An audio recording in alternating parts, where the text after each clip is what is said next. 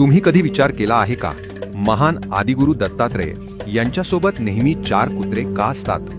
हा केवळ योगायोग नाही, यात दडले आहे जगातील सर्वात मोठे ज्ञान रहस्य.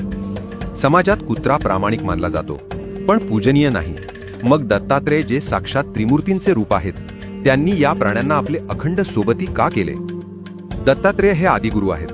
त्यांच्या भोवती असलेले हे 4 कुत्रे म्हणजे दुसरे तिसरे कोणी नसून आपल्या सनातन धर्माचा आधार असलेले 4 वेद आहेत: ऋग्वेद, यजुर्वेद, सामवेद आणि अथर्ववेद. दत्तात्रेय वेदांचे नुसते ज्ञाता नाहीत, तर ते वेदांचे जिवंत स्वरूप आहेत. ज्ञान मग ते कितीही विशाल असो, ते गुरुला सोडून कधीच दूर जात नाही.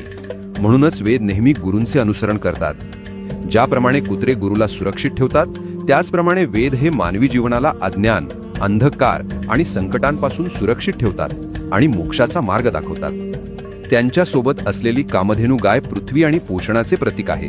याचा अर्थ जो ज्ञानी गुरु आहे, त्याच्याकडे ज्ञान म्हणजे वेद आणि पोषण म्हणजे गाय, हे दोन्ही आपोआप येतात.